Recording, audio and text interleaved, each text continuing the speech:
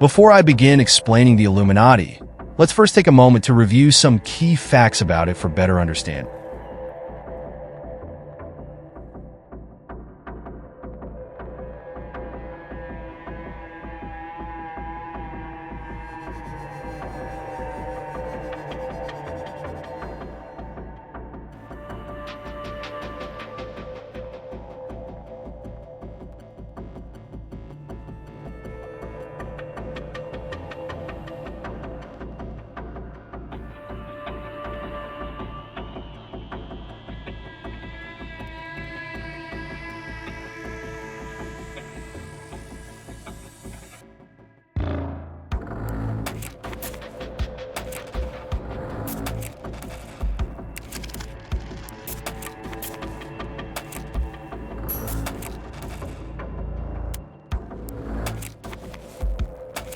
Do you know about that guy who was born 300 years ago and is now controlling the economy and politics of the whole world?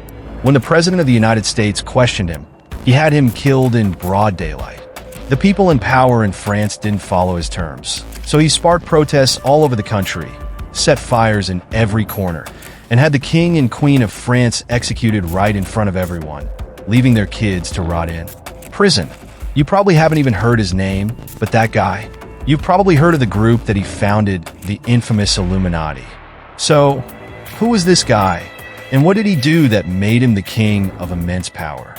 This story begins on February 6, 1748, when Johann Adam Weishaupt was born in the house of a law professor in Bavaria, Germany. Unfortunately, when Adam was just 5 years old, his father passed away, leaving him with some big responsibilities. Johann Adam van East, a friend of her father, was also a law professor at the University of England.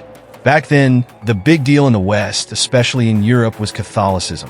And don't get it confused with Christianity, because there's a big difference between being Catholic and being Christian. Christianity is a broad religion, where Jesus Christ is seen as the best among humans and God is at the top of everything. Catholics are Christians too, but they have a different take on authority. Catholics believe they're basically under the Pope's rule, and whatever the Pope says holds more weight for them than the laws and values of the country they live in. Now, while all Catholics are Christians, not all Christians are Catholics. And it's worth noting that around 60% of Christians worldwide are Catholics, which is more than half of the religious population. Nowadays, this isn't as extreme in Europe, but in the past, the laws were strictly based on that. Adam grew up in a society where religion controlled everything, and no one could question it, no matter how ridiculous the practices were. If a church found something wrong, they just changed the rules to fit their needs. In this environment filled with religious extremism, Adam's godfather, Johann, encouraged him to be rational. Instead of just believing everything blindly, he taught Adam to seek logic behind it all. This mindset turned Adam into a strong advocate for logical thinking. By the age of 7, he started his schooling. At just 20, he earned his doctorate in law with a focus on the Indian context and got his LLB degree. Naturally, being logical, he didn't take the church and Europe's manipulative laws seriously. He strongly believed that whatever happened in the past is done and dusted, but you can't effectively run a modern society based on religion alone. What society really needs is proper guidance. Guidance that steers it away from superstitions tied to religion and towards reason, helping to do what's right for both the community and those in power, not just what's convenient. As he started looking for the same mindset in the people around him, he came across a society called the Freemasons, which had similar ideas. The Freemasons are a community that holds a socialist ideology. They believe that multiple religions can coexist and that all Freemasons should selflessly help everyone. Knowledge is considered above any religion, and in their group, politics and religion are kept separate. Discussion was usually off limits because it felt like interfering with people's free thinking. For Adam, the Freemasons became useless. His fight was about taking power if they wanted to change the world's principles and foundations. People would follow whoever was in power, no matter what they wanted. He knew it wasn't possible to do this with any organization, since big ambitions require big sacrifices. So, with the goal of completely changing the world, Adam took action on May 1st, 1776. Standing in a circle in the middle of a dark, dense forest, dressed in black and holding torches. The five of them took an oath on that pitch-black night. They vowed to create a world where people would be free to act as they pleased, where moral equality would reign. That is, everyone would be seen as equal, regardless of their status. No one would dismiss another's actions based on their position. They took this pledge with the owl, a symbol of wisdom, as their witness for the group they had formed. Adam came up with the name Bend or Perfect Berlin, which was later changed to Illuminati. Whenever a new group starts, people are usually ready to bring anyone on board to help it grow. But Adam was very clear about his goals, so from the beginning, he made sure that the Illuminati would become a real thing. He wanted only those people to be part of it who had some standing in society, so their resources and connections could be used to bring about change. That's why only two rules were set for including any member in the Illuminati. First off, any new member brought in needs to not only have connections, but also a ton of wealth. They should be ready to spend that money on society's work and the Illuminati's goals without even thinking twice. Over the next 6 years, about 600 people joined the Illuminati, and within 2 years, by 1784, it had grown into a powerful group of 2,000 to 3,000 members. This included politicians, doctors, nobles, merchants, the country's top lawyers, important judges, and even people who wrote for newspapers, magazines, and books. Being a member of the Illuminati has become synonymous with power and status. And sitting atop all that wealth and influence was just one guy, John Adam V. Schacht, who called himself Spartacus. He was like a Roman gladiator who took a stand against the Roman Empire back in the day. And his name struck fear in people because it showed that even though he wasn't born a king, he had the power to become one whenever he wanted. Over time, Adam's reach and strength just kept growing, and it was clear that his eyes were set on the throne. France was the first victim during that decade in the 1780s when the country and its government were in chaos. The nation was surrounded by war, money was nowhere to be found, and people were starving. The citizens had no money for food and no jobs to work at. People were dying of hunger. But King Louis XVI and his ministers were too busy enjoying themselves, even grilling bread on the coffins of the dead. Instead of helping, they kept making decisions that only worsened the situation, and the rich just continued their lavish lifestyles without a care in the world. Adam and the Illuminati caught wind of this and realized that those in power had become blind. They figured it was time to not just reform things, but to actually change the power structure.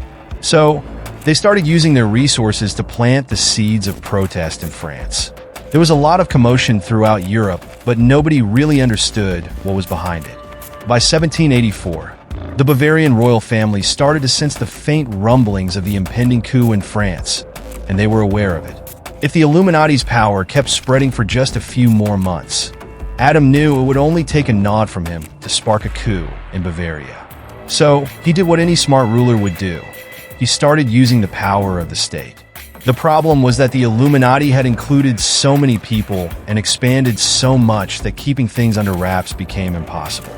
Members in Munich and Bavaria began talking so openly about the Illuminati and criticizing the monarchy and political figures that their secrecy was at risk. The society became common knowledge among people, and along with that, the names of some important members started to come out. This made the establishment realize that this was no longer just a secret society. The Illuminati had risen above the law, as decisions in legal disputes always seemed to favor the members. It became obvious when their names started getting revealed.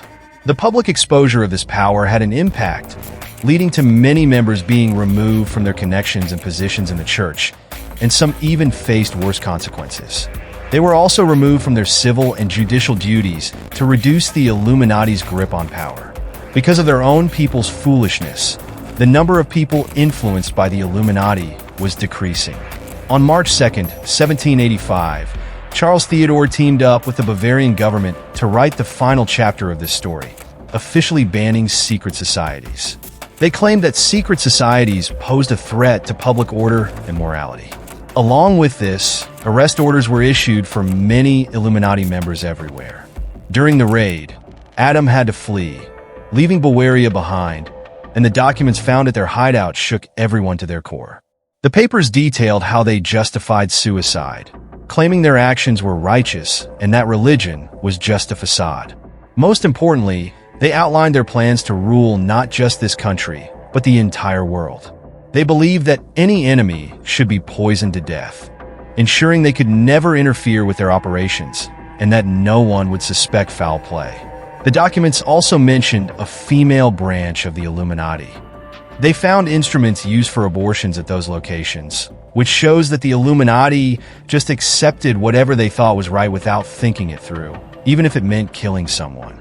If they wanted power, they might not have been sitting on the throne, but their influence was so strong that they could take the throne whenever they wanted. Adam was set to become the only kingmaker not just in Europe, but across the entire world in the next 10 to 20 years. But now, that's not going to happen because Adam has run away. The Illuminati was thought to be done and dusted, right? That's what everyone in the UK and Europe believed. But then came that day on July 14th, 1789, when a bunch of opposition groups and a huge crowd in France banded together and started attacking the Bastille in Paris, trying to get their hands on the arms stored there.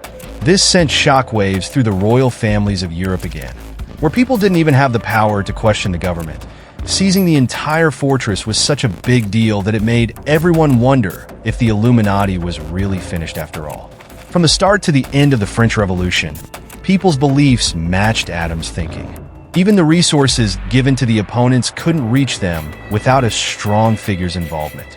But the mystery of who was really helping those opponents in the dark has never come to light. Similarly, in April 1961, then American President John F. Kennedy gave a speech where he said, "The very word secrecy is repugnant in a free and open society."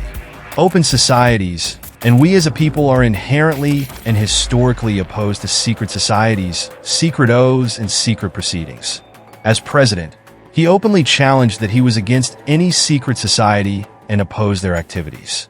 Fast forward to November 22nd, 1963, when John was cruising down the streets of Dallas, a former U.S. Marine named Oswald shot him, making John F. Kennedy the youngest president to leave this world.